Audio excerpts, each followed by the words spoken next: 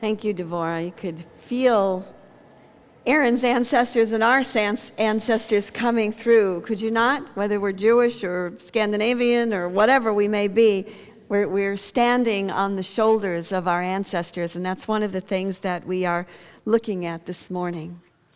So this year in 2011, as a community, we've been exploring our dreams. And we've been exploring our dreams on an individual level and wondering and asking and pursuing and sharing what dream wants to come through me. What is the dream that I have for my life? And so we've been taking it apart on an individual level and looking at our finances and our relationship and our career and just wondering, what is it? What is it that Spirit has in store for me? What is it Spirit wants to dream through me? And we've taken that dream beyond our individual lives into our communities, into South Lake Union, to Seattle, and into the nation, dreaming about the nation. And today I want to look and take it a step further in dreaming of the earth, dreaming of the world, dreaming of the universe, if you will, and join in that collective dreaming that is happening right now and needs to happen right now to move us to our next level, our next experience in life. We are living on an amazing planet. We needed everything to be just right in order to be here. We needed the right amount of water, a moon that moves the tides. We needed to be just the right distance from the sun. We have large planets that help protect us. And everything is amazing and miraculous that we even exist and that there is life on this planet. Yeah? I mean, it's a miracle that I don't know that I think about a whole lot. And yet part of our dreaming about the world, part of our dreaming is to recognize where we are and what we're standing on. Many of our ancient teachers would give us different ideas about what the world is and what life is. And we're celebrating the Jewish high holidays as well as recognizing the truth of all religions. And in Hinduism, one of the views of reality is that what we are living in is something called Maya, or illusion, yeah? And it's not to say that this isn't real, because sorry, this feels very real to me at the moment. But rather, Maya means that life is changing and life is impermanent. And although we may feel like we're going to be here forever, we really aren't, are we? And it seems to me that things are really stirring and moving right now and changing.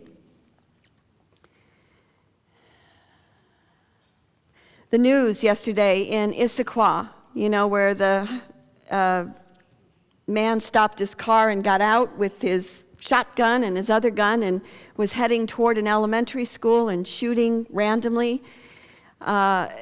Luckily, no children were killed. Sadly, he was killed. It almost seems like he was trying for that experience to happen so that he would die. And we see more and more of these kinds of events happening in our world, and not just in the United States, but we see it in Norway, and we see it in the Middle East, of course. We see it all around the world, that sometimes people reach a state of hopelessness. And so there's this feeling of, well, why not? Why not kind of just go out with a big bang, sort of? And so we're being called to connect. We're being called to connect to this planet, and we're being called to connect to each other. And we're being called to look at this impermanence of life, but also what is the dream that we are collectively dreaming, and how can we influence that? So if we know that life is impermanent and changing and things are sort of up, then how do we live here? Do we live only for the moment and, go for the gusto and just have a really good time? I mean, that's fun. Or do we also, in addition to that, live with the idea of legacy, of what we're leaving behind after we have left this body? Because right now, we're standing on the shoulders of our ancestors. And our ancestors, our grandparents, and our parents had a dream. They had a dream, most to live in a different place and to have freedom. And so they came on that boat, and they came over to this country for a better life for themselves, but also a better life for their children and for their children's children. And I know that many came over on slave ships not by choice, and yet the dream that they had was for freedom, and that dream also manifested and came through. So we see that as we dream, we change the course of history. We change the course of life. So what is the legacy that your parents and your grandparents left you? And when we have stuff like we have DNA, we have habits, we have colloquialisms, things that we say. Perhaps your parents provided you with an education or money. And we stand on that place and we can move from that. So my question this morning is, what is the dream that we are leaving to our children, to our community, to our nation, and to our planet? What is the legacy that we want to leave our children? And the first, that comes up is our possessions, yeah? I mean, obviously, when we lay down this body, somebody's got to take our possessions. Somebody's got to pick up all that stuff. So wouldn't it be nice if we took care of it while we were here? Wouldn't that be great if we took care of that while we were here? I was the executor of my dad's estate, and my dad didn't have a lot of money, but he just put it in a lot of different banks all around the city. And so $1,000 here and maybe $1,000 there. And I was like on a treasure hunt all around the city, trying to find all these different accounts that he had. And when I would go to close an account, I would meet friends of his from 30 years ago or 40 years ago. And it turned out to be quite fun. I just thought, well, this is kind of fun, to just retrace the steps of my father's life. But one of the things that we need to do in getting ready at some point to lay down this body is to take care of those things, to look at our possessions and our money and to see where it is we're wanting to continue our legacy in a sense. So we're actually having an estate planning workshop on October 16th. So if you're one of those people who have not yet looked at the possessions and that part of your life, this is an opportunity to get it organized. Yesterday was a celebration of the moving planet of 350.org. Everybody know what 350.org is? Anybody not know what 350.org is? Okay, so it's about the carbon footprint that we're leaving on this planet, and 350 is apparently where we need to be sustainable. And we're over that number right now. So this whole weekend, yesterday in particular, around the world, there was this whole awareness about this. In fact, in Egypt, they were bicycling. In Paris, I think they made a human chain of a wind turbine. Our community went over to South Lake Union and we blessed the water. And so it's about bringing into awareness, how can we live on a sustainable planet, and what is it that we can do?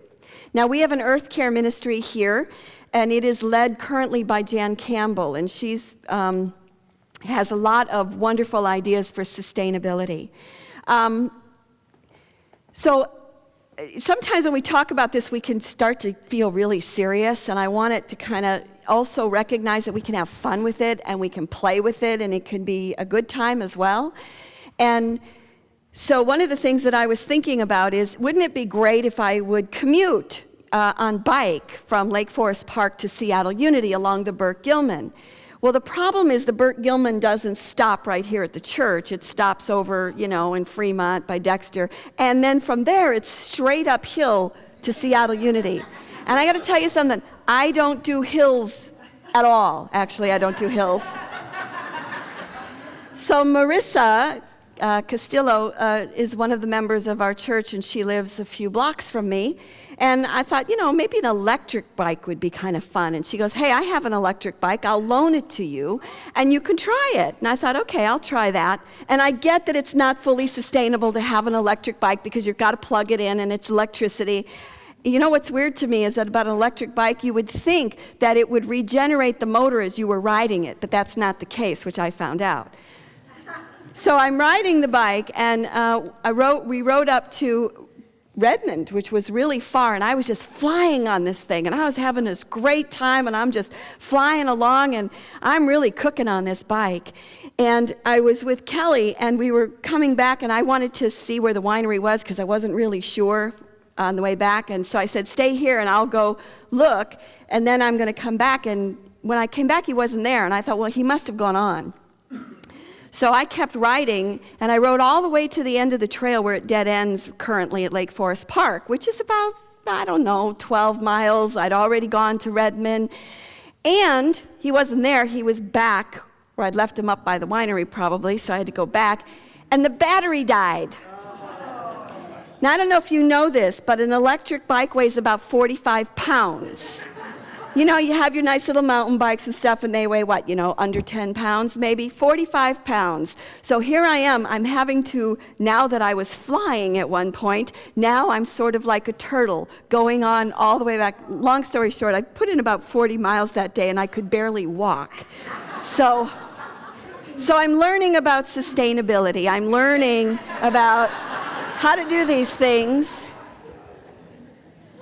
And there's still, it's still out there. So anyway, to just kind of pursue those kinds of things. So we are living, as we all know, we're living in some really interesting times right now. And we are really at a choice point for how we creatively show up and how we show up in our dreams to begin to change how we've been doing things on the planet. And I was looking at some of the things that Brian Swim has to say about all this, and he had an interesting take. He said that we're living on a planet where the evolutionary dynamics are currently changing. He said, before it's always been natural selection and genetic mutation. That's evolution, yeah? Only now what's happening is it's being influenced, evolution is being influenced by cultural determination. And what he said is, take for example the cheetah. You know the cheetah, the big cat, right? So the cheetahs evolved over all these millions of years, just like we have. And what he says is that the cheetah, and obviously other species as well, but we're focusing on the cheetah, can no longer evolve outside of the sphere of human influence. Because we determine where the cheetah will live, and we determine what other organisms are going to live around the cheetah. And so we are affecting the evolution of the cheetah. He says this is an amazing new power that is now taking place on this planet. And that we have to confront the idea that decisions that we make affect the evolution of the planet, that we're altering millions of years by the decisions we make. And he said he encourages us to make decisions that will enable the earth to blossom for 1,000,000 years. And our responsibility is to structure the human presence on the planet so that the fundamental conditions of life are strong and vibrant and carry into the future. So that's the dream, that's the legacy that we need to be moving into, right? And we can be creative with this whole idea. So I just want to list just a few of the problems that we're facing right now that I know y'all know, but overpopulation, climate change, of course, with melting ice caps and the warming of the oceans, loss of biodiversity and extinction of species. And Tim Flannery, Here on Earth, he wrote the book Here on Earth, says that right now, we can look at this and go, ooh, what a catastrophe, and, get all doomsday-y about it. But he said, or we can use our intelligence to secure a sustainable future. He says we have the tools that we need to do this. We have the intelligence, we have the creativity, we have the political units, and we're just a few steps away from the global cooperation that is required.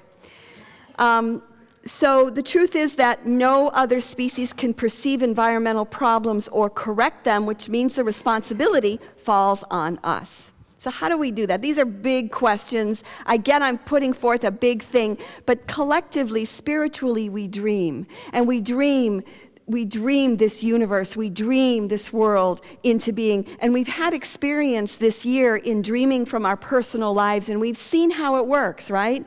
I mean, we've had to stretch beyond where we're comfortable to be in different places. And it's the same thing with the world, with the universe, with the earth. So one of the ways that we connect is through nature. And we happen to live in an amazingly beautiful part of the country. We have mountains and Mount Rainier, we have the water, we have beautiful forests here. We live in an amazing world, so I recognize that this community is very much in touch with nature. And yet, and it is through that connection to nature that we really can dream and love the earth.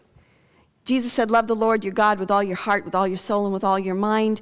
The second is like it to love your neighbor as yourself. And we also can love the earth as ourselves as well. Yeah? So I grew up, as you know, in Chicago. And I rarely left I never left the city. I didn't leave the city. I was always within the borders of Chicago. And I lived across the street from L trains that went by every 5 minutes or so. And we never took a vacation, and if we did, we took it in the city. As a result, I never really stepped outside the borders of Chicago, believe it or not. And my connection to nature was pretty much Lake Michigan and the wind. The wind was my connection to God and to spirit. We didn't have a garden, and I didn't quite get that whole thing. In fact, whenever we had trees or something, the city would come by and dig a hole and put a tree in. And so I'd look at the trees and think, where'd the tree came from? Mayor Daley, that's where it came from. The tree was planted.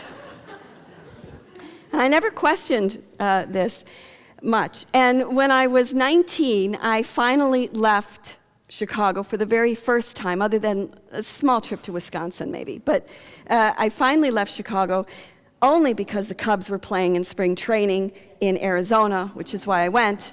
So I was in Arizona, and I decided to go for a walk in the desert with a friend, and I was walking through the desert, and I said, so who put this here? And he said, well, what are you talking about? I said, well, look, there's rocks and there's cactus. I just saw the bulldozers coming in and people planting, kind of like Disney World. I said, who put this here? And he said, I don't even know what you're asking me. I'm like, but how did this get here? And he goes, it's just here. And in that moment, I had an epiphany. And I thought, okay, I have some serious searching to do and catching up.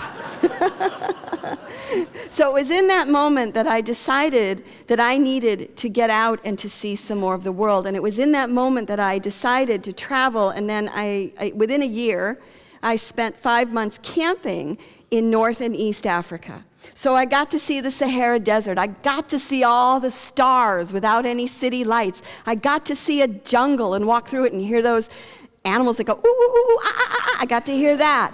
I got to see bugs and wild animals and just rainbows and things that I had never really seen before. And it changed me. It changed me. And it gave me an appreciation for the earth that I didn't have before, except through Lake Michigan and the wind. I didn't have before. And that connection. And I know that it's a connection that we all have. I know it's a connection that we have. But if you haven't hung out in the forest by the water lately, to connect in to that, it's part of the collective dreaming. So we know that life is Maya. Life is impermanent. It is changing. It is evolving.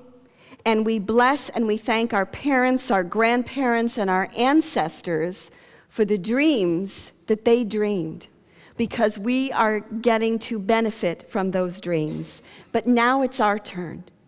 So my question to us this morning is, what is our legacy? Obviously, one is our possessions, so let us get our affairs in order. Join the Earth Care Ministry. Buy a bike, whether it be electric or regular, and play around with different ways that we can be sustainable. Plant a garden. Bless the water. Love the earth. Because truly no other species can perceive environmental problems or correct them like we can. And we have the ingenuity, we have the global connection, we have the creativity to do it. There is a dream that wants to come through you. You know that, right? And I know that many of us are living that. We have a dream for our individual and our personal life. We have dreams for the nation and for the world. Let us love one another as we love the earth. May that dream bring miracles that we can't even imagine at this point. Amen.